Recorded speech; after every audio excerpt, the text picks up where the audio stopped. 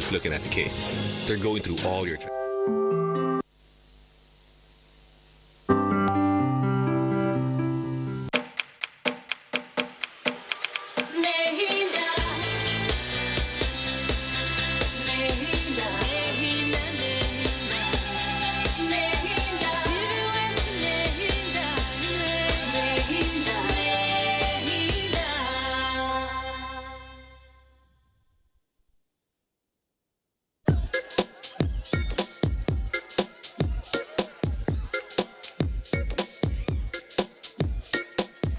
Are you in panic? Or you're afraid to make a move? Don't worry. With Kazire Red Tonic, you will put her in red moments. And with Kazire Power Tonic, you have your game powered. Enjoy Kazire Red Tonic and Kazire Power Tonic, the natural organic products. Kazire Power Tonic, made from nettle tea, ginger, grapes, and honey. Kazire Red Tonic, made from watermelon, pumpkin, grapes, and honey. Power your game and ignite her happiness. waba utari kosomo nushanga byo kutangaza ibitutekateye ikire yetantara kuteganisibwa kozesa momo app ningashinyiga *165*3# kushashura nabwanyima oshemerera kushashurira busha aha bishare bya hansi yashirinje 50 agone gomanyiga momo.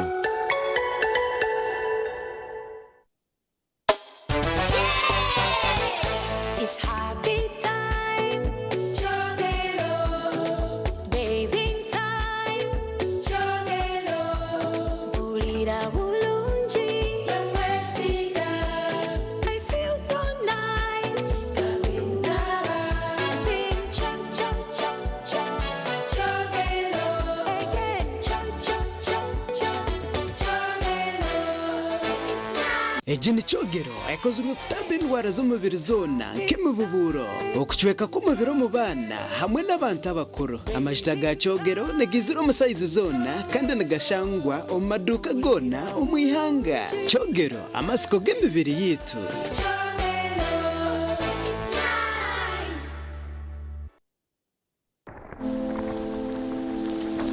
Looking sharp has never been this easy. Welcome to Bright Suits. Be your own label. Located at La Grand Mall, High Street, Barara, Level 2, Shop number 5. Right in the same building with Equity Bank. At Bright Suits, we customize premium office wear for both men and women. Plus, wedding suits, graduation suits, Kawunda suits, and more. Whether you're dressing for business or your big day, we've got the perfect fit for you. Call us today on 0751 075 108 or 0777 081 196. Follow us on Instagram and TikTok at Bright Suits and check out Taylor at Omubazizi on X, formerly Twitter. Bright Suits, be your own label.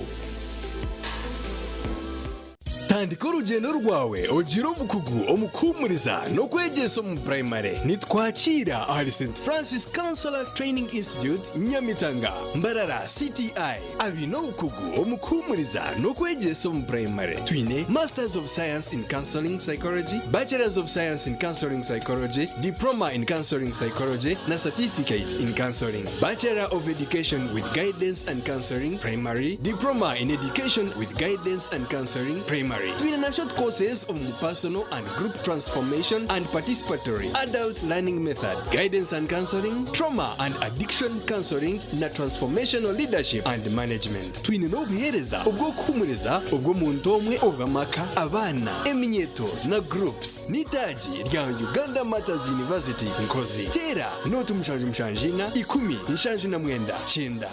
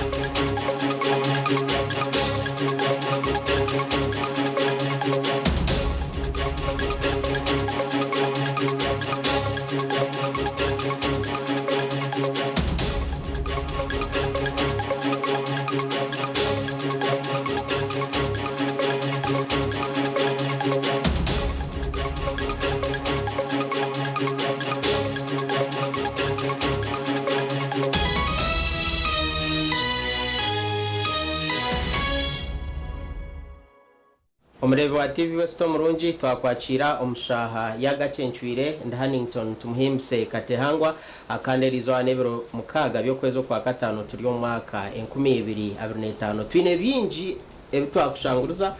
kandi katubitandice n'emito y'amakuru then abanyuma tugaruke tureba amakuru ombwijwire emitwe y'amakuru ne kuhikibwaho blended pure vegetable cooking oil, second best to a mother's love. Omugace nchwire kireki omwana utakamanyirwe bukomoko yatomerwa motoka yaferaho omurembo rwa Hoima agende mu cyaci amanyisa ari umwana afu rwara atari mu police koleki twalo murago umwana okoyongera kwa makanisa gebishobo bo muri Kisoro district kwerarikiriza byo kwerinda cyaci gabire binjo muri Kisoro kushana mwagabyo muri Uganda yona emicenzano ebarukireho byomba spaka yambara hariho batsiro mutwe umwana bakamutera akaryo emitwe y'amakuru yabane kuhikibwaho blended pure vegetable cooking oil, second best to a mother's love. Katugatandice na story hetari nungi ku Rugomo district ya Hoima kandi akagwe kagwera abatura b'ecyaro cya Busisi omurembo rwa Hoima omwabazi ogwerizoba obumwana w'umwojo wabanacwekanisa urguto n'abatayibe okutomerwe motoka kandi akaferaho nikigama ngo mwana w'umwojo takamanyura bazirebe yabanacwekanisa umuhanda n'abatahibe nukwe motoka ya Hilux Saf namba UAT 211N okumutomera kaferaho navuba bibana aba nibajja kunubati nibayiruka hatikano kanuka ono yalenga okusiba kulwanira abana abo bageze okulwanira abana abo abasatu basangwe balabiroho nibaguruka hati deni omu ono nwasembere enyuma hati yarwanisa kulora notamutomeire hati kikulwanisa kulora tatomiliono hati motoka ni haye hindulio mu rugudo ne kola negwiki amugomo yejumika umwana maze kumutera umwana agwiri nkamu pembeni atotaiwa yubo za accident utaiwa iwate kumwiki kumiri wayiruka kilo ziromba ila ni nyija ningenda kusala kule mbabe yoke matoka nesirimuka hati we baina esirimuko bwana bubaire buna obubiri okusatu bwaguruka ekinanke ekyomejo hati bugurukire ekyoma ogo wakana nuwe matoka eteire yangweramu owo driver wenyine bainarwanangana kururangwa akutaso gomezi gwa bana yasiba ntamanya akozire kyangwerere mu mwana butandweje yabo mu kitogo cya Kairagura hihi ne kanisa ya Ebenezer Healing City Church ahagati y'ecyaro cya Kasingo na Busisi omurembo rwa Hoima cyokabi motoka baba kusinga bandi abatoyiri bo bagenzereza babenye kubimuno kwa buloma isomire mu buloma nakora kasomwana ono abazaire tukumanya bagerezeho rwanisa abazaire bamanye tukumanya bulo bwirukire tutumanyire myaka yaye bajekyali kandi tukusasa muno na mama waye no kuraba tutaka mwetegereze kyonka itwenka abantu tukusasa kuko umwana kwakyali mwana muto abayira atine kyakumanya ngomuntu Paima ya butandu omutumbi gw'omwana gwamaraho bwire buringwa obo police erinzira bako bana bamanya konkara aba abantu bagira ngo no wo mukanisa ya Ebenezer Healing City Church they are there just praying if they are praying what is abo mukanisa bakimanyire ati police abasirikala bona bakimanyira bali mukanisa omu polisi ya kukola ya police I call upon the government since this place is being so busy but tero hampsi but teko hampsian kaniko sikeze ukame amko engineer accident banze koraki kuba uhana but teko hampsian niko ikendeze oki over speeding Mackenzie John chairman w'ecyaro cya Busisi yahabara abaziro kurinda abana babo ombwiro bw'ekihumuro abazaire kubaterera muno bwiro bw'oruhumura no kulinda abana babo babalindira mu makka bareke kubaho bugabe kwirukira mu ngudo kubakura ebidongo nibayirukira motoka halizikakanga hona tibaina control yona no accidents zikurugira polisi ya muhanda yatwara umutumbi gw'umwana omukabafu obo barinzira abazirebe okumwakira gasha kwa Emerald Nwagaba Katoto yebare Katoto ahabwa amakorago kandi tushaba bazire ombyango kwa himuri okukoresa kiraka kurebera abana banyu ombwire obwo cyumuro to okwavoidinga enshonga nkezi omakora gandi entaro za baspa ko muri Embarrass Garcherezi mukabusya kandi abamwe bagira ngo abine bas ompako mu nabazibera abandi okupakira abashabazi kandi enshongeji erugirire mwaba mu kwatana emitwe nabandi bakaferwa amagaragabo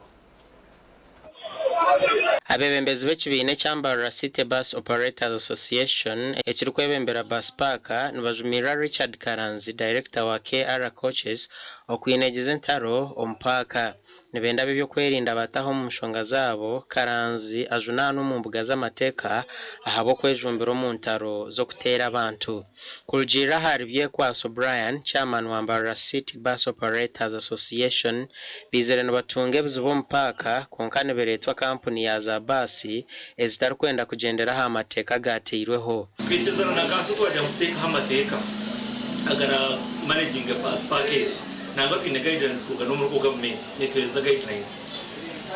kwitezana ngo buri muntu we no korompa ko mu operator wena ajware uniform ajeta gari umuntu karargeshe baninga rwampara ninga bwejo yareba izina muyati nyina mba group nyina mba tawusi nyina mba swift konka we nyina tugamba company ejo nemwe etuyo tugamba go yaremesa uniform abo necha manyamwa abantu bajwa uniform takuzakora aho kati n'umuntu kuzafutemba ki aho zafutemba basi ejo niyo company y'umuntu ari kwija katembo basha emwe ikome n'ibiriza kasheshi akarga musha mwenda bwihamo abana koko humwire nosiba ukura ndafuto nyiziga uko abana mbamba bonabo umuntu atemesa umuntu basi yazo mtawusi ninga global amukasha nencha kare amutegereza uko mubasi giyamurezaho urwa katano ruhire Karanzi n'abakozi be nibagamba kuba batire broker wa basi ya Swift Safaris Bariyo Hannington bakamwato mutwe barukufa abashabazi umwana bakamutera yazo mu ICU yari akaryo twagire kwika apolisi kandi twashango batire ry'umucyo y'umwirwaro hatuno batire umushango bagena bafuno ko cishango kiri kumune cyamanda batumuteka kujya mu frustrating umwana ataza polisi akayizo ubujurizi atazomukota akayizo ubujurizi ibi bikorwa polisi na Karanzi uwakira pia kwaso nagira ngo entare zabire ziruhe za Tausi na Global Coaches zikabaho konko buzubusigira hagati ya Karanzi na basi ya KR n'abakozi be uko musikazo uri watirogo amutire Rwanda abantu atira abantu kakikomera twine clips twine mabara hakutora mbinjire konka ntatunza kucandika tunza kuzomukanso still baza frustrating atwara twiteze tuganiro na Karanzi Richard director wa KR Coaches uri kugambwa kuba narwo hemcenzano y'Giyono mpaka kandi shongeja jegiceriro bwebembezi bubi uburyo mpaka abashize aba bus park aba management efiri management niye kureta entaro zabo zabanyinjo bus park abweshonga nibakwata basi buri yemwe yakubineza office yayo bakwata bagiteka basi hangenzi yayo ande habo kugira ngo paka bakagifure ya special twaro makumi ashatu buri akupenda ngo barunda sente bo tubare ahakuganizinga bus park ati bus park za mwentaro zo kurwana itawe bus park abo kugira ngo group ine parking ine office yayo Tawuse ine office yayo KR ine office yayo na Swift ine office yayo onkande banga bare kwata Swift abo kugira ngo baryo mu management bakwata Swift bagenda bateka KR office so batana kurwana kana ahamze ngo namazima umukozi wa Swift Safaris bakamutera konka bakija kubaramura kutari okweta abo mu kurwana incident cyo kanta jumu kuyona nyenkareba nkabana baruno barwana nazo kubaramura twigira ngo nkandi umwi hasinyo nkani ndwanira nkani mbarwanira mu ngire nyonka mukama wa basi nsemire kwa nizo mujyo kurwana ninga semire kwa ninda ni ntebe kanisa management yanje ya basi kuyize n'umushabazi ariko mutwara group kuyakira alliance yina mobile money ya umuzensa w'ibitoki yagaruka nyuma kuri tumushabazi yana atwara ibitoki ari nakakesa ariko kurura hatwana umushabazi ko naza kumushika hato mwambe Karanzi akayemerera hagati ya baspa ayemerire yija ariko enda kuyiya ngo kuguruka umushabazi amutwara umpasi umushabazi wo guruka kurebera umushabazi rero Karanzi ko kumusindika akamuruga nyuma yamunyurura yahindukire yamutera ori Rwanga Mustafa umuhezi wa chairman wa Baspark nashaba embazo zino butikirizana okugarukana ahabo burungi bo murimo gwabo nahibarukora omwango kugira ngo alingo mu Baspark atereze imbere akwatagane n'abantu abo kubana we kukwata sente ze kugura basi akana ndakora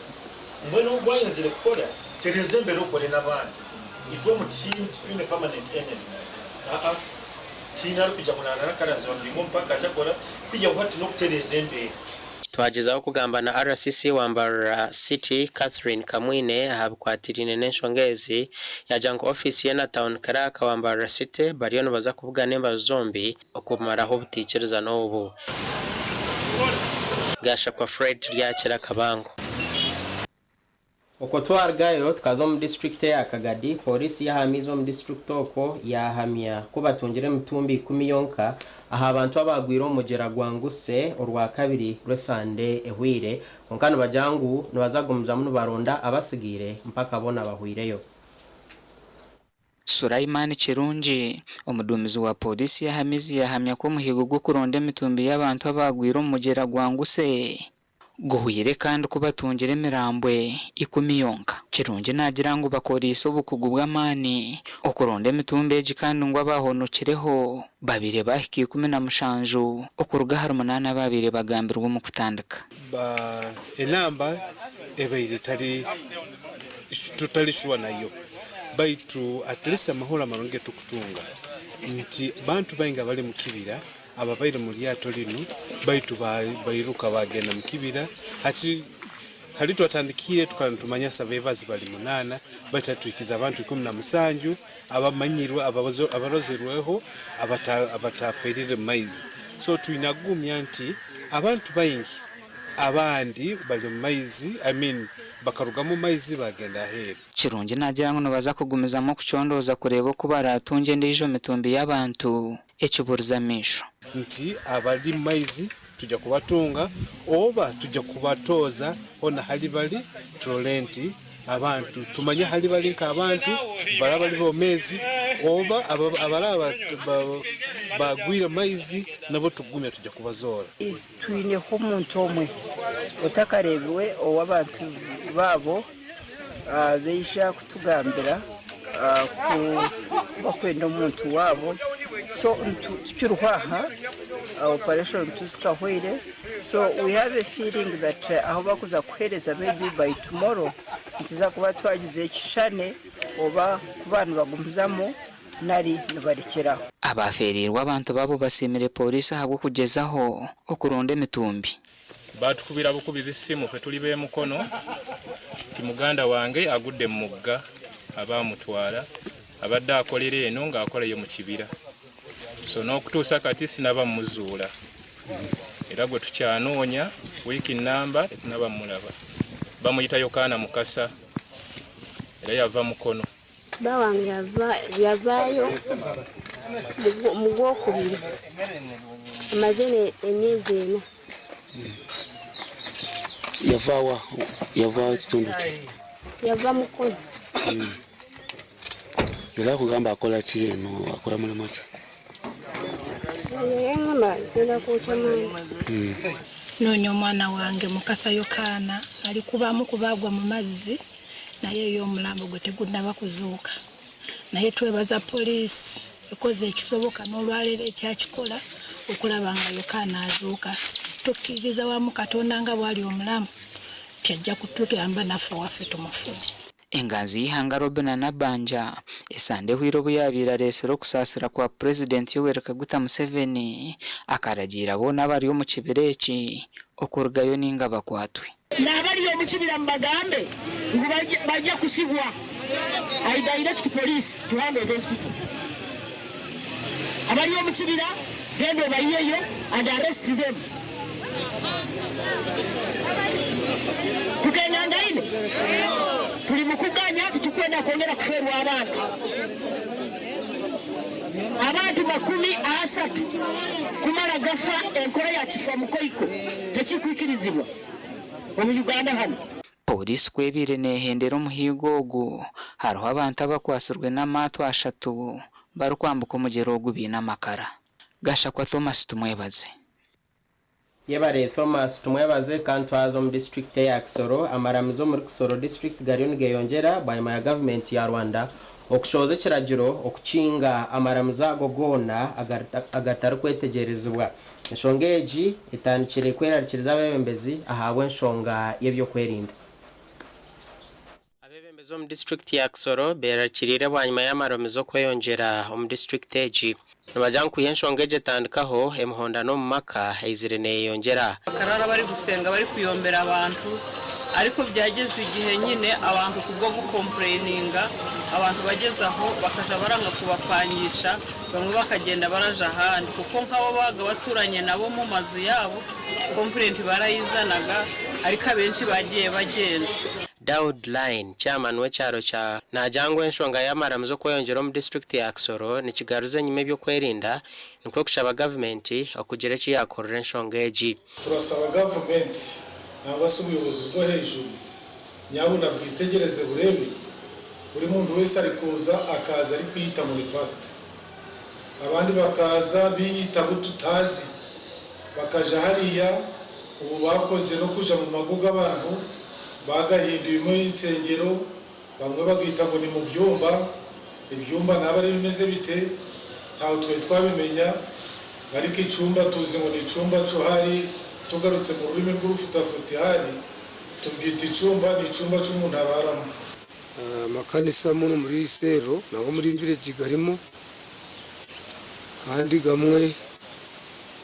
kuko wanayabonye tagujije ibyangombwa bitewe arahugera ugasanga abantu bari gusengera ahantu hato cyangwa se ahantu hadakwiye kandi ariko nsubiye inyuma batamakanisa kamwe gatangiye kuzana muri 2024 Pastor Elias Tukahirwa wa Kisoro Christian Center na habura abo bona bina maramizo okora tereberagiro nandi gutekereza nti ahanshonga y'amakanisa oku government erikwenda ngo gabe omubuteka nitwe nicetenga ahabo kuba washanga aro of course ari kanisa zimwe ubundi zo rukushanga abamwe ngo bari kuterera abantu mu kanisa babatere mbi ubundi umwe yabijura ibintu nk'ebyo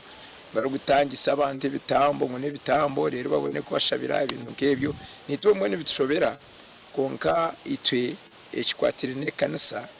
twine buzubu nacyo kase kanisa nihereza Kristo umwe no mazima kuko kigambo kiranga kirugamba ngani njoro natwe ibyo ndago tubikunda ndago tunani gutunabishima dusenga kumanwa bisanzwe dusenga ku cyumweru amateraniro asanzwe tugataha dutangira saa 4 tugataha saa 7 nuko kwa gatatu dusenga kwa gatatu turuka saa 5 kugera saa 9 ubwo ni kucyo hano dusenga na kindi kandi numva ko na bindi bibazo dufite hano birenze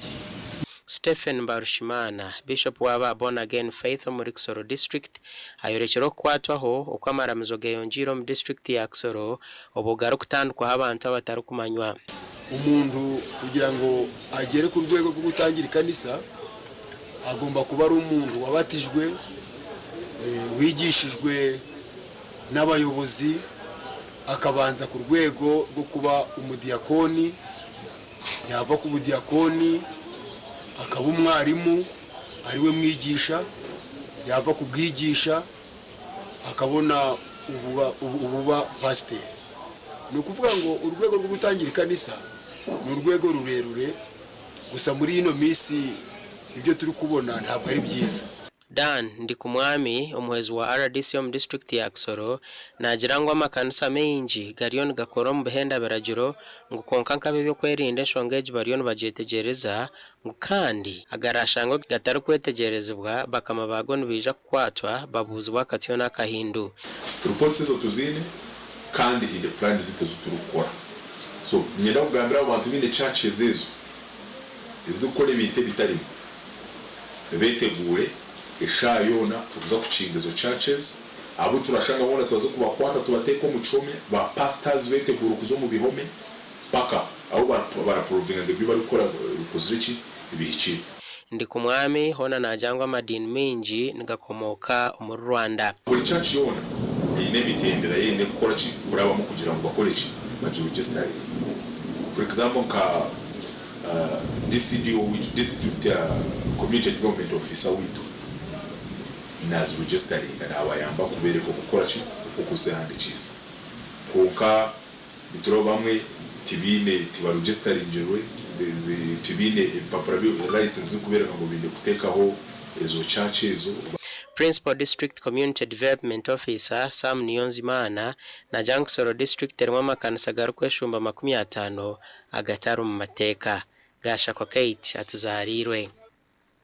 yabareke tatuzarirwe ahabwa makorago kandi omukira kantuza kukumuraho bayama yakumura ntuza kutyamuka turebe bipine omucweke cya kabiri otakarga.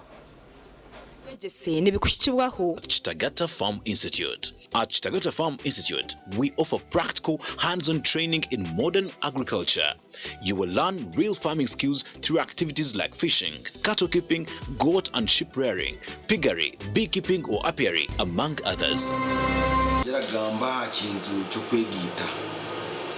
Bantumwe okwegita n'okurungi. Okwegita wenka nje basaguma ngo ko wene batahiba batujyango bwenu nkebigombe nkebi tujyango burkwezi ninga bursani tuzama turete mitwaro 10 njikuteka mu amani chikutamo chikushiga kugira ngo artist bursani sindizo nogirota nozitunga ati rero ngo Rwanda uza kusanga usango kuyozi ubikire mutore makumyana mwa muri bingi mwa muri ngabantu kigumi nosanga mu miliyoni kiyine amherwa umwaka nosanga mwine miliyoni kina mwa muri 10 mba mwine miliyoni 40 zo kumuzi kwata mwasi ku mukintu iki kintu njirwa mu bintu bahanga munonga nchizara munonga esinte zikanya mwe bantu bari yokwe iwano yotindi nyenga tikirungi yegita nabatahi bawe amukora mu misikande biteka teko mukore ibintu byamani umuto waza kora ibintu byamani oruwenka uhabuzi ahabyo bwegesi bw'abantu bukikibwaho. Chitagata Farm Institute.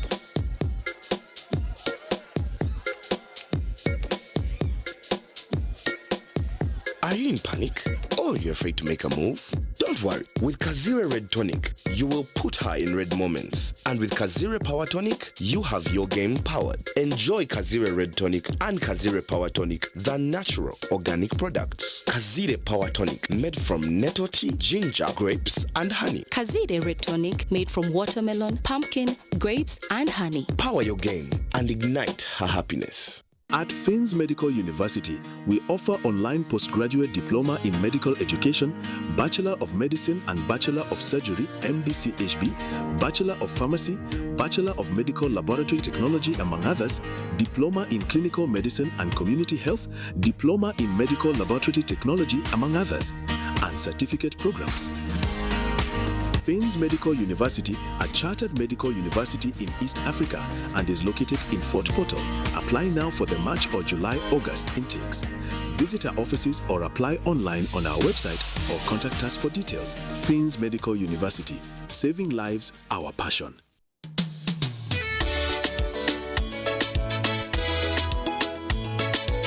Manager, ogito wagito. Kwa kama tumuchidara, kabataka jiremu.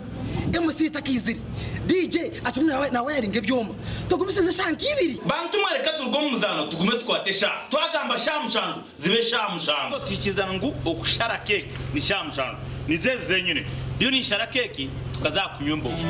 na wapensi yona nesente konga tanywire mbogo nikushekerera nikuteganisa wenda nigende mbogo yoka oyine mbogo kanaba murugi ayibambe nikorera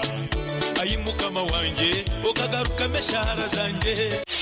ebyo kwemeka byongera koroba kankwa bajurire Ankole Clays Limited abara kubumbira byo kombekesa nkamategura amatafari n'ibindi binji kandi ryo mutindo gwahigu nkamangalore tiles Portuguese tiles na flat top agemigongo rero bakwinira amatafari ga buri muringo nka fire bricks max pans interlocking bricks otebwe partitioning blocks obumori buro bwabuzire bwena babwine nka Z-Vent Torino Venezia na Sisa bakwine na Pompeii Malta Double Pompeii mwena bombeche na ba engineers na contractors mwena Ankole Clays baborobezaho byona barabibumbira muri mbarara omwibumbe rishugeine barakoresha technology rispiria eco nabyombeche changale nkabendera ya Uganda mashangali mayiro 8 mbarara kabale road esimu noti mushanje 2 ananina 15 chenda na mukaga Ankole Clays Limited tujende twombeke. Are you passionate about farming? Do you want to turn your land into a successful and profitable venture? Then your journey begins at Chitagata Farm Institute. At Chitagata Farm Institute,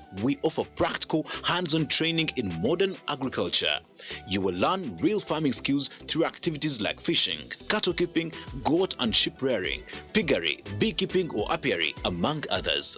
We also train you in crop production such as banana growing, vegetable farming and coffee farming, as well as urban farming for those with small spaces. You will gain knowledge in agro-processing, helping you add value to your farm products and increase your income.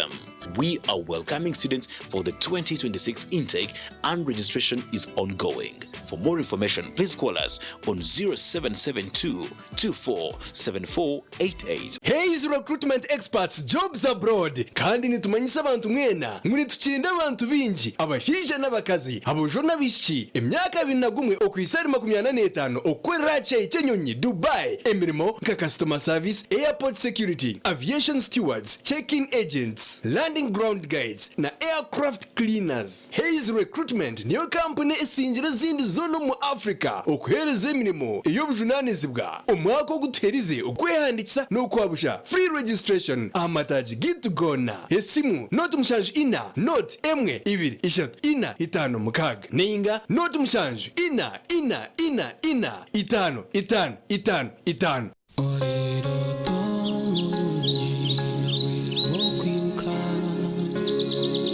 Echiro chisisire chireche Rosfomne bakasheshe karonje Parasiya Rosspring na Rosfom Ejini biti Tokuro busas mukasheshi Nikukumasaji ngomuchiro chuna Weranko mwerere n'ubufaratsi bw'umutendo kandi nuguhanga umugongo ombero gurukushasha okubiyamaje kigambe bakwecho rwema Rosfom insiye biroto birunji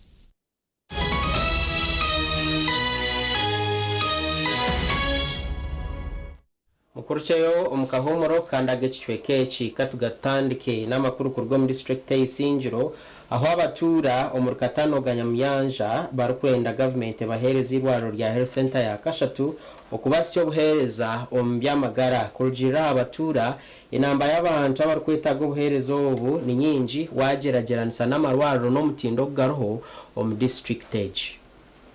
Abatura bagambere ebi obabire nibarundana esente ezo kuguritaka eryo kwembekaho irwaro erya harengo orwa health center ya Kashatu. Aba obwa hati nibakoresa katano ga health center ya Kashatu eyi bari kugirangu nekoresa ubw'abantu okuruga omerukena eki bari kugirangu omubaro gw'abantu nugucara obuhereza oburya hirwa reri. Twarebere nkaba katanoga wasanga ngo obuhereza kwa nyakigera kuri woho kureba kagarama cyempara ahakibera hona kisuru nubaraguza hahirwa rero mwe turukomo murukagumu ndikwata kagarama ndikwata berere ndikwata na nyamyanga kwa haba kwiza haba henyuma bona niza so mwe norengwirwa rero nekintu kikuru Echero kwerarikiriza no kugira ngo abantu ababona abarukuruga omerukena nubakorwaho omushahomwe orya hirwa reri. Abire hari wabashaho babiri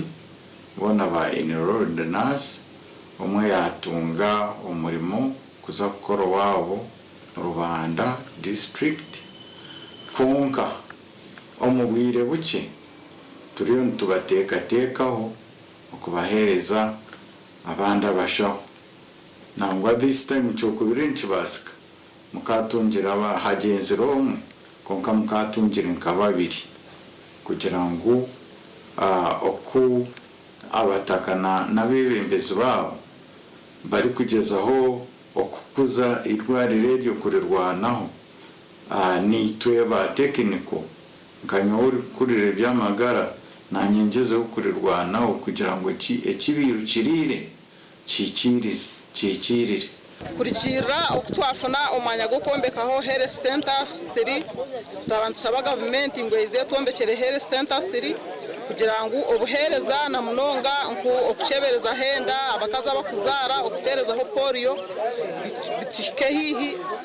rero tubone kuganyurwamo. Aba barundine shilingi miliyoni 5 kandi Minister Bright Rwamirama hamwe na Commissioner John Bosco Sejemba babakwatireho na shilingi miliyoni 3 okushyikiriza ishtekateko cyabo okwombeka irwaro erya health center ya Kashatu. Ikintu kikora ahabwa burungi bwansi abantu baburijo bekwatiremo hamwe n'abanyakisa nabo twekwatiremo na gavumenti nayo yekwasireho. So ni partnership y'abantu twena twatanise na gavumenti kugira ngo tukore ibintu byitu nk'abantu. Rero abantu bitu bakatanoga bafune ibyohereza by'amagara. Orukura by'amagara ahabwa Isingiro District Dr. Edison Tumusherre araganisa abantu oko government erikwisha kubombekera irwaro erya health center ya Kashatu okutungura eby'amagara omucangeki katanoga erabe yatungire jo chance hati yayo eyinitaka eriyo abonera minister heriza abantu aroda aherize ari kwatanisa n'abantu webare honarebo okukunganya abantu bawe bakakorera hamwe bakaba umuntu umwe okugira ngo isingire tunguke. Amakuraga gashakwa Ruth Nwamanya ahabwa gacenciri yabare Ruth Nwamanya umakura gandi kanso ya municipality yibanda ehingwizo buhumbi abunabuna ahabwe mbarira yo mwaka 2026 2027 umusentezi hari musente za Usmith eri kuza kutanduka mu mwaka gw'ebisente ogurukwisha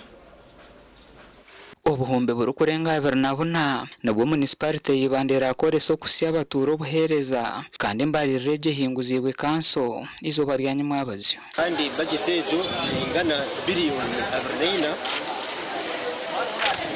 miliyoni 581 emitwaro 11 kenda rushanjo na shanjo zo sente ezikwijja kuba nitukozesa omwaka ogurikwija kandi mu department sense harimo imishahara y'abakozi general administration harimo services zo mbantu envuto imihanda entindo harimo okorgerera hambari rezitwire nizihinguzibwa ege yongerweho buhumbe bona kandi kereserwe sente eziri kuzakora project ya Usmid. Turiyo tutandikana project ya Usmid ishone singe increment emwe neheru kwizira abo kuba turiyo tutandika Usmid mu financial year ege twaza kutandika kwa mushaje. So nyina masikongo enguto zeitu emfureje amatara ibiyora nibije kuba worked on obutare icyo kurebera hunka kacibura tax park ruri park hamwe na Soweto market norebera cyangwa there is a big increment on our budget akwa omwaka gw'ebyempia 2027 nomutwinire Usmid nomutwinire grants na bweze korgo ministry for example kakaguta tuyensakora aka kitwe bajeta aha kurgaha muzigiti kuza ahari Kamwenge road mbe from Tamaka to Tamaka so nakwa kaguto tkeine nako bathere 1 billion already bathere 200 omukugamba kwa meya Apollo twine kibehere ayerekero kwesima habwo kutandikaho office ensiye za municipality kandi ziri hakombekwa omuri Nyabushye kuba this structure I'm sure this financial year tukabaza how Department of Works, engineer and the town clerk, there is more of the safety kandi ngezabeyeho kandi tugiye mu pipeline amushwa ispanashera ikizingo cy'ibyo kizabitegura kandi tukozese byoma turimo gucashaka ahawe nshongeji kanse hingwize kitiso cyo kusima meya ahabwo gukora kurunji. Speaker sir, I hereby move a motion that this council sitting today gives May 2026 adopt a resolution in accordance with the laws and rules of local governments that a road be named after Twine Apollo as a sign of appreciation for his dedicated life towards the development of Ivan municipality. Is that legacy that Honorable Guma is saying that we should name some roads on the name of, rather we should call certain road the name of Twine Apollo Chibehere. Because for the time that I have been here in Ivan, I think he's among the few that have served not long period, just 1 term and a half. RDC Godfrey Mbetegerize ashikira umukanso y'igikanda ashabira bebembezo kwatanisa kurwanisa enkozi z'ibihagaro. You have a new DPC, you have a new operations commander police, you have a new CID. And it is not by mistake, it was because of the presence of the people. Breathing of the people around the streets here. Gasha kwa Timothy Mushabe. Yabare Timothy Mushabe mu district ya Chegegwa abahinjo mu district ejo batangira kutunga ebijumisa okurugwa mu government kandi entebe kanseje genderire kutungure kingwa cyomwani no kwimusya ebyentasya umbahinji ebijumisa ebine bihebwa ministry y'obuhinji no burisa ahansi entebe kanse ya climate smart agriculture. Government kurabero ministry eyebyobuhinji no burisa ekatandikaho enteekateeka eya climate smart agriculture omwaka gw'2022 okwinegeza empinga etarukushisha ebyobuhangwa. Omuri Chegegwa batandikire kuhebijumisa abahinji abarkwegitara omu group eya Elite Forum for Development Association okuruga mugomborra eya Kasure. This is the official handover. Thank you. Thank you. Project 10 Uganda Climate Transformation Project. Manye katandika 2022 kaneja kuwa 2028. Abalimi ne supporting abalimi mu value chains nyingi specifically kino eventually crop value chain company ya Luwei delivering inputs za abalimi ba Elite Forum for Development Association ya Kasule. Abahinji nibagirangu batwire nibatunga amasharura make ahabwo butakoresa ebijumisa ebibaru kugirangu nibigure sente nyingi. Kubaino osanga omuntu omwani nibuzoka kubi buli nibuzoka kyenju baitu hati itwenka abamwe abaini bakozesa fertilizer enyuma omuntu atero fertilizer urujuma niruba rurungi muno niho kura niruturukia screen 18 baitu bokubota tayiro fertilizer osanga obuhajumsana kiba kireria kuonka tutungira mukisa kiro kino kwa benefitinga omukitongole kya climate smart batusagika mu byokulima batusupportinga na ebigimusa tugenda kuteka mwani nuko mwani gwaitu kusobole kuba safe. Eunice Kansime omuhingisa habwe gomborra eya Kasure hamwe na Theopista Kahunde omuhingisa mukuru ahabwa Chegegwa district bagambira hamigasho n'enkoresa eyebijumisa ebihirwa abahinji. So buli mulimi yakuteka fertilizer hamwani nayongeza amasarura ge ekitito muno kwikaha 5 kilograms kwika 5 kilograms ezomere ni manyisaki ngo omuntu role kiti cy'omwana kurungi asalirire ayombira isiro bukuka ayongireho nekitukweta kuteka fertilizer itukira kubaragira na muno ogwo mukuru half ya tampeko over kilograms 25 buli bwokatairo mu bwire obusemerire amasarura gawe nigeyongere kitito muno mulimi nasemerera kuba at least nasarura 5 kilograms ezomere hanyuma otubanteka fertilizer tukiteka direct hamuti tugiteka hamwani ogukuru ntorora kanope nambere kubanehwerayo no tukora karije abantu koranka kasanga tulimaho ntuteka mu fertilizer egyo kandi buli muntu gwa fertilizer buli muntu gwa mwani tubanteka grams 5 oba niyo tampekemo tugiteka mu karija kutaraba tulimire aheru ya kanope bomuti obumwana okubukuze okuganyirwa omunteekateeka government neeteraho muhingi obucweka 8 aharigana nawe yeteraho obucweka 20 aharigana kandi fertilizer iyi batunga elite foreign for development yatwara irimu all macronutrients na micro ni manyisaki twine birisa ibika bibiri mu kugamba micro na macro haruhe ebirise bukwendwa ekitike cy'omwani mu bwingi nikimanyisa ngo buri season ekitike cy'omwani nikikozesa ebirise bikiragiru kuba green kikamatuka kigira vegetative growth nungi oyihireho ebijumisa abahinja abandi nibatunga ebomba ezo kufuhirra emibazi ey'ebihingwa za kahuba efuka entundubare hamwe n'ebindi bingi enteekateeka egi neza kwetorora district yona eya Chegegwa. Amakuru aga gashakwa Philip Murangira ahabwa TV West. Yabare Philip Murangira kandi ahabwa kira kantuza kumuraho tucyamukene cweka cya kashatu kandi utakargaho tukwinire minji.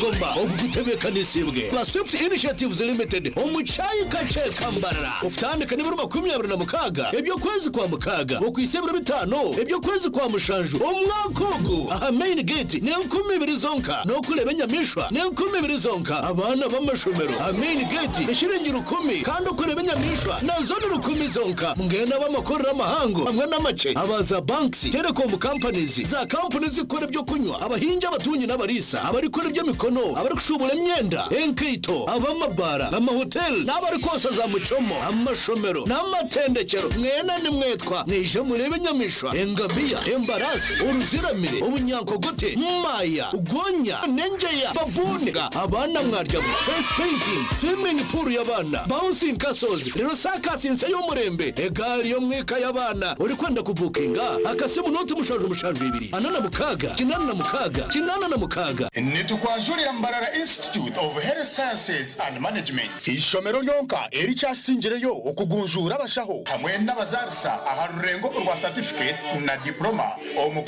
in medical laboratory technology, diploma in medical records and health informatics, diploma in pharmacy. Rero bagaruka bashomesa certificate na diploma in nursing and midwifery. Ishomereri erine medical laboratory erime byoma nibereba ko muntu library eyomurembe computer z'ekikacha higuru kandi byemizano bakabiteka mamanika kandi ishomereri rahamibwe ministry ey'ubwegesiye na ministry of health kandi bine bus rugogoma eyokutambuza abeji ebyombeko ebyomurembe hamwe no mwanya rugogoma go kushomeramo ebitabo ogurukorebeka kurungi nirishangwa hangudo nyegendwa eyambarara isingiro odaka kiro mutahuni ya kaberebe okumanya birukukiraho note mushanju 2 kada na mushanju 32 kaganemu Mbarara Institute of Health Sciences and Management. We strive for quality health. Waba tukurise momo no hemerwa abahinguzi Gwazaye jayo buguru ye harebe jumo kozesa momo app ningashinyiga *165*3# kushashura nabwanyima oshemerera kushashurira busha aha kanywa habiriat mukama wanje torkwitenga kubuza abantu bona baremiyar papa flavored vodka papa vodka niye kwasireyo papa vodka niye kwasireyo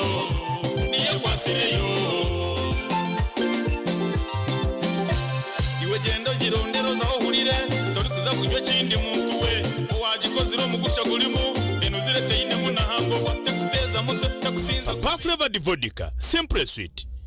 The Antode School of Nursing and Midwifery nibetabe jibwena abahereza senior ya kanane ya mukaga kwisha kwehanditsa habwa amashomo ga certificate na diploma ombunasi obuzarusa na lab technology omwejero kwenda umwanya oshemero kubushyikiro kubara n'urujungu hamwe n'ebya science iwe kwenda kushoma diploma oshemero kuboyine certificate of nursing na midwifery kandi omazire myaka 2 mu field buri mwezi na hawo mugisha go kushoma gani mashomo ga teknolojia kumwongera umugisha go kuhakanara nyensia nka scanning na sonography lab technologies business na vocational skills na byo bitakwibiri basaries zikiruho mugiro gwira ishomero nirishangwa rya Ntonde haruguto rwa Kampala mbarara kandi kuma ibiri kukiraho terano tumushanju 8 mukaga nashanju ni 3 nashanju ni 5 ashatu na 1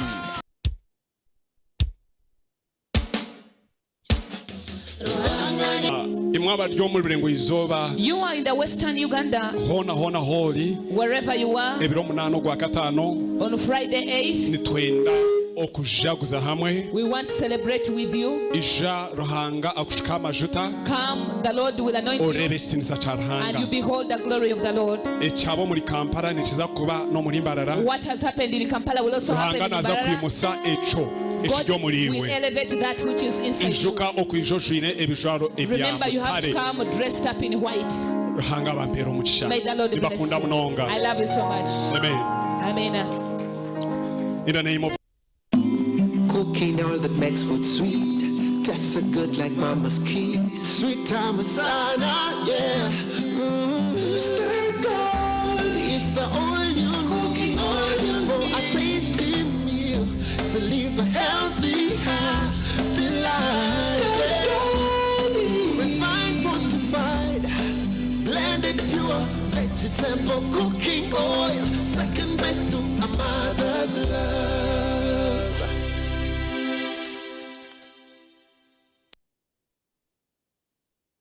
Waba tukuzise momo noteganisi bizuba ryona. Bro, mwina mka change. Madam, mka change. Boda, papa. Yiharo kuteganisi wizuba ryona. Kozesa momo app ningashinyiga *165*3# kushashura nabwanyima oshemerera kushashurira busha aha bishare bya hansi ya shirinje 15 agoni gomanyiga momo. It might seem crazy what I'm about to say. Here's how you chase that gray away. You're a hot air balloon that you go to space. With the air like you don't care, baby, by the way.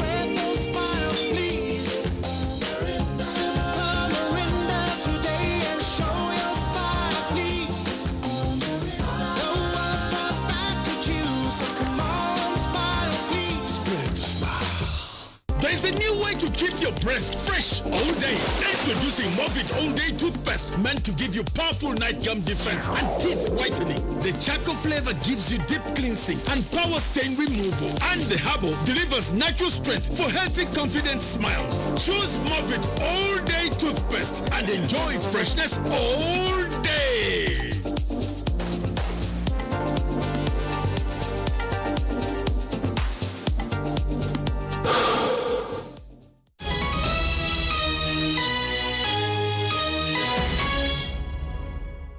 mukurukero omukahumuro kandi omukichweka eki amakuru kurga omurintungamo omureberezi w'obureberezi bwa South Ankole omurintungamo district Right Reverend Nathan Ahimsubwe yatongoze hururiyo kubyara omwani omba boda boda okwetorora district yona aba boda boda buri omwe yatunga emiti 10 yensugo z'omwani kandi bashabo kukoresa kurungi okweyiha ombworo.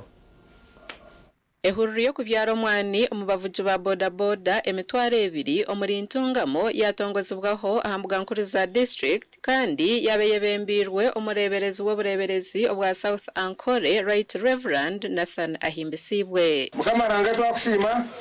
abishiteka tekwese cyaresebwe abantu ababebembezi baba boda boda aba omwana ogu baguhirwe aba ministry y'ebyobuhingi n'oburisa kandi aba boda boda bishatu mukaga kurgo magomborra ashatunana agantungamo buri omwe yatunga ebitigana ebyensigo z'omwani nkabe nimbashaba tujiro bumwe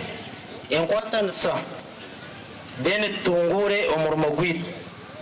abo kubanya wahinde ebire ngo ntuza kutunguka omu government egi tukagishaba obuyambi tutakagire mu karuru tukagishaba mu kuyikumi omukoko banza yatuyamba yatuha obusente obwagira omu magombora orugombora yayetungura ekiteekateeko kyanje nikigira ninga ekiroto kyanje nikigira ngu by 2029 at least 80% abavugi ba bodaboda biine capacity y'okuhinga omwani ninga biinaho guteeka at least buli muvugi wa bodaboda babyire ebintu by'omwani igana at least 100 mweni nyenda bodaboda nk'oku mutwire mutwegite aho security mutwegiteho rero turwanise abo kwiba omuntu ngabo district omwana gwitu mwagutwara kumurareba ariyo nashoroma omwana ataraguhinjire bantumwe mwishe mutugambire. Bishop Nathan ahimbisibwe yashaba ababodaboda abatunga omwana ogu okugukoresa okubeca kureberaho omukurwanisa obworo. Bodaboda ekiyo shitamo neduka y'amani n'omusiri gw'amani omumisiri yoine bodaboda ekiro mujaji n'omusiri onke kyanshemeza mwakongera omusiri gwa kandi omusiri gw'omwana ata atleast wakugera omusiri ngai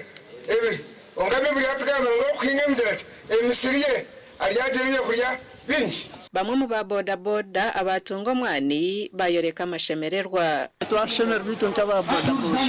abo kutunga omugisha ogukutera omwana kandi tuza kugezaho nagitu turebera omwana oguturebe kimwe nitwe twagira isitwatiramu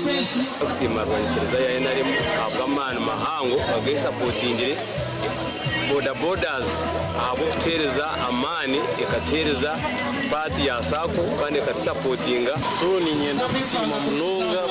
purojekiti egi ei batugire ahabw'okuteereza omwana ogw'okutukuza kubyara. Ntungamo hati nemwe hari za district eziri kukyerayo okuhinga omwani omu Uganda. Amakuru aga gashakwa Elias Rutugusa omuri Ntungamo. Yabare Elias Rutugusa okwo muri Ntungamo twagumuzamo obureberezi bwa nkore erizo abwarahiza bebembezi batya n'obukiiko ahabwa sinodi yo murundi gwa 2007 abaherize kutoranwa aba barahizibwa kandi bashaka gukora umurimo gwabo n'umuhimbo ahabwe ntunguka y'obureberezi.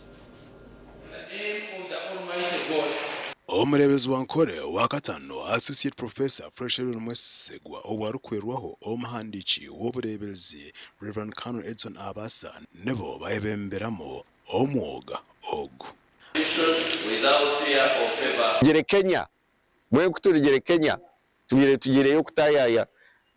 n'abahure banje kubabire bariyo babintu babagera ngo yitwa Bishop kwaru kushara mwe kitaruho kubuza kongitwa dutesa ebintu bitu tubiraba mu tutesa konka abamwe ahamwe nkamahanga gandi Bishop yashazere mu Kristo inogamba ki konka twenda kusima ruhanga abo kugira ngo ito twine twazejo eyo kwatanisa abantu mukatesa kahazana kintu hakargamwe kintu kimwe mukareba ubureberezi mu bugendo bw'imesho kandi kitwerire omureberezi nagira ngo bagenderera okora bingi na munonga ebikwati n'entunguka ekiko kezi ababitutoride nibajwekera abandi bari inyuma titwenda ngo kubarijaha nabo bonka bakose bitekateke byabo byonka nabo bashemeye kuba bamanya abantu abenyuma kuri yani bagamba ki ebitekateko byabo nibagamba ki babuze betegereze bashoborokerwe korijaha kujwekera obebuzima nojwekera kandi obuhereza bunyitu bukubaho hatabiho planning so okutekatekera je ekanisa ya Kristo ombye kushomesa ombye ntunguka ombye amagara ombye kuzaza sente ombye kureba ngo hariho accountability and transparency ebi byona nibiza kuri byo kuburira injiri aho kwejo niyo number 1 bamwe abebembezi kwarwa umwanyugo bayeteranira akanisa ya All Saints aho muri Rurambarara ari kiterane aho bagize abakristayo kugaruka mu buteka abo burungi bw'ekanisa amakagabo abana babo bombeka nebende benshi.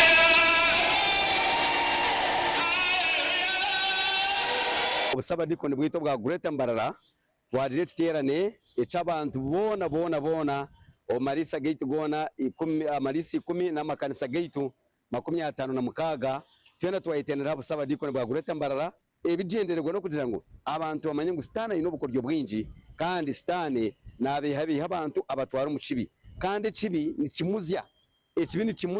aha muheru kikwita ekigambo kyaranga nitugambira umbaroma eshura ya mukaga umushoro ngo gwabere n'ishatu ngo ahakuba empera ekibi no kufa abo TV West ndisenyomo Gideon aho murembar yabare senyomo Gideon ni mumwe n'abatorinwe ntubendeza okore emyoga yanyu kurungi ahabwe kireki amakuru aho nho twagahenderera kandi twenda kusimiyo twatandukaniwe naga majingo turi kugahendera nasigara Hannington Katehangwa na Sande Brand tubendeze cyo kirungi mukamaro hanga barinde bye bye.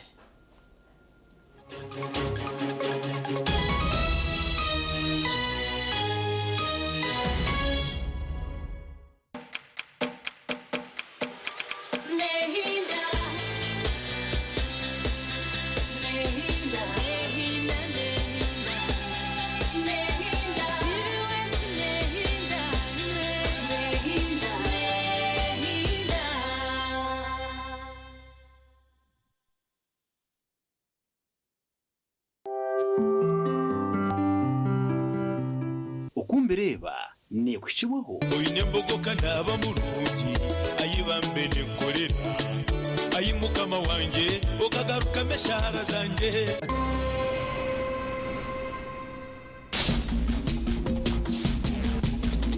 program Okumbereba ekine cyumuro abana muri muta mushabe embogo babaretere embogo kandi abarababuzabuze mwena no mumanya inkora nesumi yagera mu gimanya mu nterere mbaretere embogo munywe akembogo nico cyo kunywa hati ekishazire mu kosa umucumburo kwa mwa babaheze byo kunywa mu buzi mami werize embogo yes utajeta buffalo mbajeta embogo in English no jet werize embogos nabo ico murebeke mu mwanya kacupa umukasheshe umuyihangwe namaba muza kubyama neza kubakore saje deni mushomeje umucumburo haturi yombintu amahurra garo nago okero ntwenda kusimo umuramuzogu akozura mushango akagumarira ombwi kandi store kirengu ncubasika kazi yamuhurukiriza yaguraramu yaguceramo umushango yaguheza kandi abantu abo ito turahape nk'abaziri turahape ekintu cyo kugira ngo akero ahangingwe abo kuba kukwata abana omuntu bakweta omuziri wabano reasoning mutaka kwata omwana wawe akamushara nkembuzi nchimanyisa ngo emyaka yone yorehezo munsi ya ruhanga omwana wawe wogwe tarukuruga mutu njeri yisirwemo yaba ari omwana wawe mbwino okero ebyo kugira ngo tumusasibwe yes ubona ngoma okero yahirwa naza kufajja boko icyoma cyo kunyura kikutera nsofo murundo konka abana byisire abaryo babire numureba bakomorere motoka mbareta abo kuba ebyo ne byabire mbo sign zone zabire nziba nemyoyo yabana those are the angels nemyoyo yabana yabire negira omukazi ogwo nambwena mushango gwo kagira guzana zanda makana za kutunga kizo nabo cyo ejo arrogance ya okero bakumboza ngo bakamujya ngo asabe no kusasura ya yanga tayine cyakwendaga ana tujota abana bena abo mu basase ejo arrogance abantu abarabati bashimira kurwo mu society nayo busingiro ngakatwanga ngo tutunge obusinjo bantu ngo kutukwitira rutoke tukombera oburo na nebihimba ngo bukoreje na tukatemura orutoke. They are people who are supposed to be eliminated from the society. Bargom society baza. Now, nichoreka ngo abantu bona abemushango yabo ekumara emyaka n'emyaka ngo abaramusati ni mu mwitire ndobo baje ngo nimuchikora abo kwekundira kwani. Because this lady justice achikoze on record this time nabwo cyo abantu abakomuntu nayito umuntu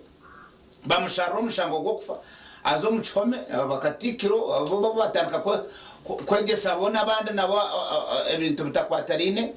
ntwenda kusalutinga abaramuzi ngumwe bare kandi abazire bashemerirwe kugira ngo omuntu wonora kwata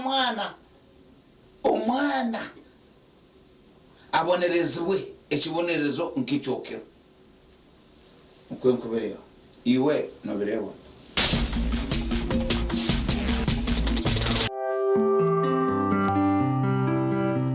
okumbireba yaba ni ku kibuga oyine mbogoka naba mulungi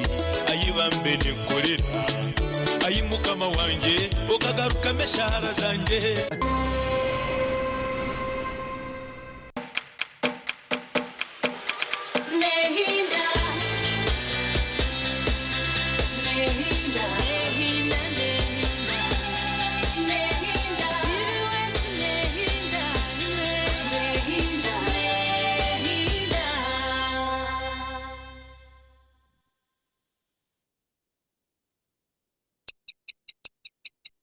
Eshaha zabisha tuzechiro na. When you don't use Momo, you get insulted by strangers.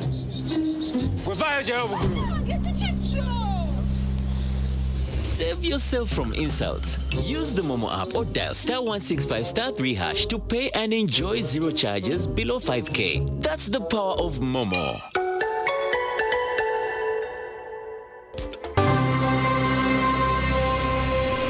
Uganda mwetebekanisize ubu ni bwo bwire bwo kucamukana sente omukazana kari kubaza kwindura amagara gawe ubwo rikoresa shiringi 20,000 zonka otardo mboro na yasa kwanga kwata na basa kwanga kwata. Hello hello hello hello hello hello yes hello wasibo tasewo sibere sewo osibireje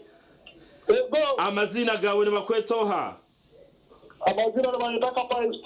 Kapa Steven no manyo wakuterera ego no arebye westini wabori ya TV ego no zana kazano chamuka na sente uzima na kazano bakike kwano gamba nazana are you sure? Wewe sure? Wakazana shaheji. Tuweza kungangira. Hey. Aha, bazo ngambire. Kamesa jiwakareba. Kamesa singakareba na just na chizwa koro. Banzo checking ho no manya ku checkinga. Checking turebe. Check.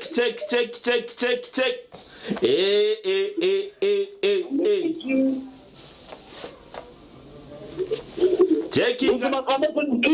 Kiza Nikajirango echi emitwara tano Kata kurra karuru toine matwenje Kana huromu ntondizaho Na huromu ntondizaho Noho kuri yarubazwaho Mweno tarindaho Terasta Bibira chatu na mnana star Ishatu star Ikumi hash Oyegito mkazano bugahati Akareo kagamgaho Buri hamwe Ombere kwije juba Neka yandi byaru Nikumara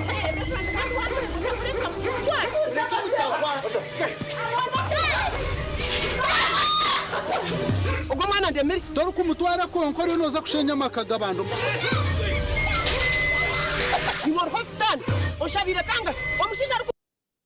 tarampenzo rubaje aha nugwe muhane referendum murete abishemwe mutarwana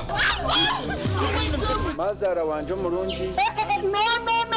we no please Ukuzuna namushawe bakoresha bakuzuna Tatazara umukundo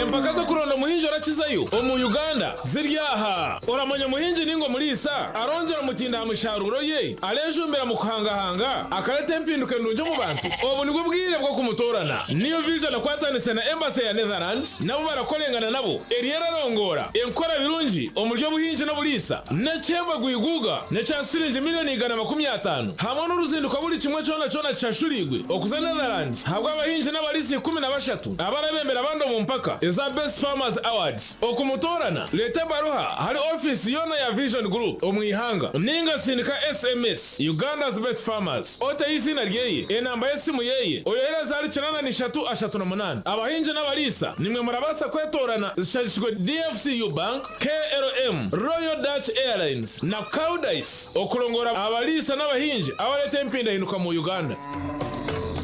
Tandikisa bakurunji na Simka program aha TV West. Twegiteho okurugo rukubanza okwisiro wa katano okutandikana shahe mweza kasheshe aha TV West oboro kutunga biri kugarura mu mujinya okumanya nebindi binji. Imo mutense umuringo gwanyo ko yimuri kugira ngo bundi tukaje utakubasa kutambira tukaje twakubasa kwihaho urukubanza nitubane tuganira habiragiro nebyo bwegese ebyino mugashahariwe. Urwa kabiri nitubatuye n'abahangu abari kutwegesa ahabye imishuburo ne sente ebyakubasa kongera mani omurugendo rwawo rubukozi. Urwa kashatu nitubatuye n'abahumuriza abari kugaruza imitima yito mbuteka hamwe no kugonjora enshonga z'amaka. Omuntu okubowa mani ningashi umunyeto kuburyo wo mani izina n'uryekora kandi izina ryo kwekora ry'umunyeto izina ryo rukwetwa wakuze. Urwa kana nituganira by'ubutegetsi hamwe n'ebitweyingurize ebyakubasa kwindura ihanga ryito